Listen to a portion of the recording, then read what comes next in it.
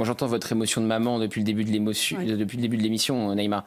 On entendait, il y a des parents maintenant qui tracent sur leur téléphone portable leurs enfants pour voir où ils sont en permanence. Je l'ai jamais fait. Je l'ai jamais fait à tracer mes enfants. J'ai 4 enfants. J'ai ma gamine de 25 ans, je la trace maintenant. J'ai ma gamine de 25 ans, je la trace maintenant. Ah ben, dis donc, elle est bonne celle-là. T'imaginez? Donc venir dire comme ça, d'une manière tout à fait détachée, on ne peut pas être détaché. Parce qu'aujourd'hui, dans notre pays, on est en insécurité. On a peur pour nos enfants. Moi, la petite Louise, ça aurait pu être mon enfant. Il y a quelques années, quand je l'ai laissé rentrer de l'école, en primaire déjà, ils allaient à l'école, ils rentraient de l'école. Là, j'ai une gamine de 25 ans que je géolocalise. Et le César de la meilleure actrice est attribué à... Et elle le sait. Vous voyez? Et je lui dis, tu prends un Uber. Pas toucher les enfants.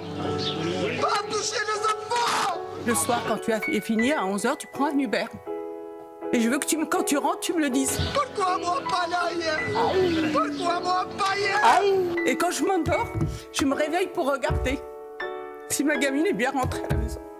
Voilà la situation dans laquelle on est aujourd'hui. Je mangeais fils de pute. Il faut savoir entendre cette douleur aussi et notre peur. Et nos politiques doivent se saisir de tout cela.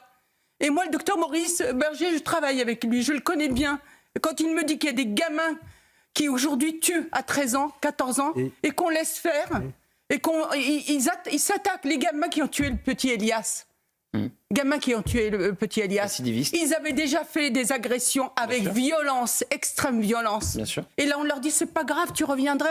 Mais comment?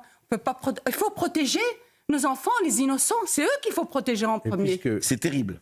Éric Tegner, vous avez aussi une anecdote, vous me disiez. Oui, ça aurait pu mal se passer. C'était un jour d'élection. Et en fait, pas très loin d'où j'étais, il y avait une mosquée. Comme d'habitude. Je suis allé voir quelqu'un qui était en train de s'occuper de son jardin, qui faisait du bruit. Je me suis dit, non mais vous allez me dire que c'est un cliché, mais... Pas du tout. Moi, je trouve que vous ayez une anecdote à raconter près d'une mosquée. Il n'y a absolument pas un cliché. C'est tout à fait naturel. C'est vrai que quand... Non, mais... Je ne donnerai pas les lieux parce que voilà. Et donc, je demandais simplement à la personne d'arrêter de faire du bruit, puisqu'il y avait du bruit, c'était un dimanche, etc. Et ça s'est très mal passé parce que derrière, ce monsieur a commencé effectivement à arriver sur moi, à vouloir me violenter, à me dire par là, je vais te défoncer, etc. Comme d'habitude. Ces éléments. Et ce qui est intéressant, c'est quoi? C'est qu'à ce moment-là, moi, j'ai appelé le 17 parce que c'était un coin. C'est une mosquée salafiste. C'est un coin. Qu'est-ce que vous faisiez à côté d'une mosquée salafiste? Je ne vais pas rentrer dans les détails. Ah ben, dis donc, elle est bonne celle-là.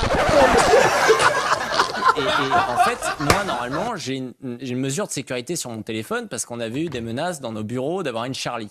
Et donc, à cette époque-là, la police, la gendarmerie m'avait dit le jour où vous appelez le 17, je géolocalisé en direct et on arrive.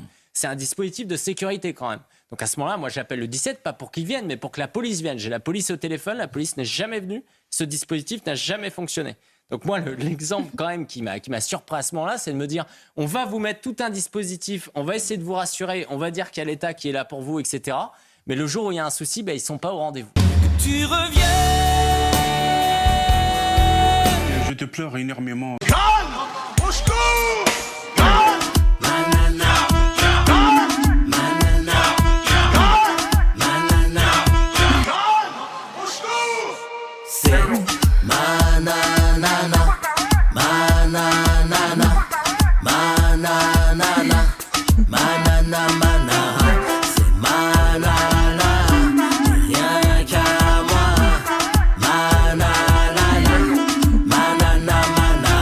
La chanson de l'été, Nana Manara de Nicolas Malone sur Spotify, iTunes, et bien sur Deezer pour bouger, danser, se remuer.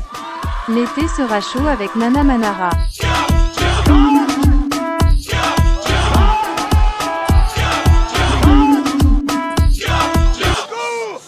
Abonne-toi sur Nicolas Malone dans Spotify afin de voir les vidéos non censurées et découvrir l'univers musical politique engagé.